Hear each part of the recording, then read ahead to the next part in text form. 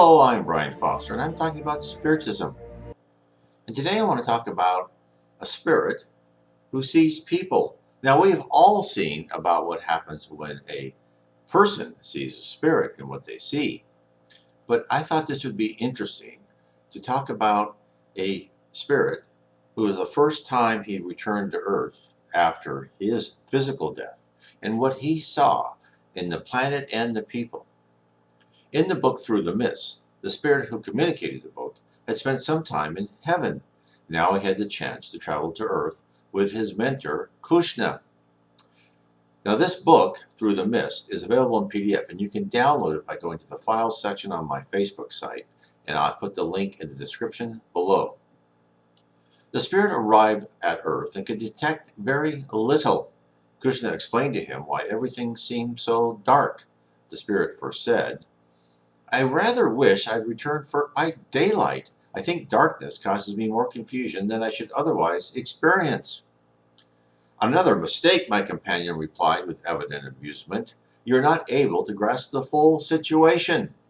Everything you see that is real is spiritual, but things are not quite so black as they naturally appear, in contrast to the shadowless life you have grown accustomed to lately. There are signs of daybreak all around us, and there is no doubt that the sun is rising." "Do you mean the spiritual sun?" "Yes, the sun of righteousness, which will chase away the night of selfishness, ignorance, bigotry, and superstition, and establish on earth peace and goodwill to men." "What does the cold, keen air indicate?" "The degree of charity registered by the spiritual thermometer." "Look at that shadow moving, Cushna. What is it?"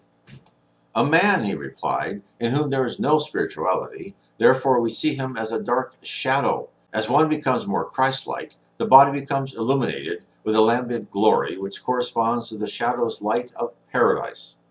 "Is that always so?" "The amount and quality of light radiating from a man declares his real condition. We do not need to be told. It is impossible to deceive us, because it is impossible to tamper with the witness." That was Through the Mist on PDF version, page 120. We often read, see, or hear stories about humans witnessing ghosts or spirits. Strange sightings, fuzzy outlines, and unidentifiable features are the norm. But what do spirits see? First, when Cushna says, in contrast to the shadowless life, he exposes the higher spheres of the spirit realm as being illuminated by constant light. This is not the light of a sun, but the light of the love of God, which permeates all.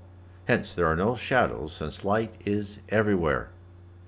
On Earth, the angle of the sun to the planet's surface dictates the amount of available light. Therefore, our spirit friend expected to detect the same phenomena when he returned to the planet. Instead, he discovered he was now a full citizen of the spirit world, and as such filtered everything via his spirit senses and his more ethereal environment. Hence, when he spotted a person, he saw a dark shape. The physical covering was unimportant to the spirit realm, while the inner spiritual portion of the person was what was visible. At first, the spirit saw only a dark shadow, not the outside covering. He detected the real person, the person who was spiritually immature and still had many lives to live in order to learn the valuable lessons, to help that dark shadow cast off the primitive emotions and replace them with higher feelings of love, charity, fraternity, and honesty. Hence, spirits see the real us. The outside covering of the physical body is immaterial. They see our character. There is no mystery whether we are good or bad. Spirits size us up in an instant. Therefore, it is no question as to why immature spirits who mean us mischief are able to spot their victims so readily. The spiritual and physical universes are different.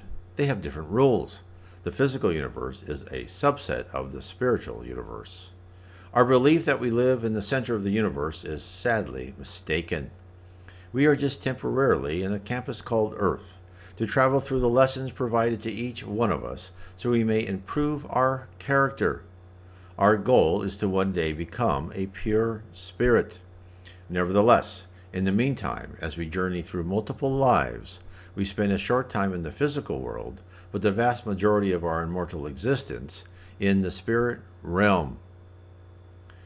To understand who and what we are, and under what rules we live and die again, traveling from the spiritual to the physical universes, read my book, The Spirit Realm. Spiritism has revealed the reality of our existence. God bless.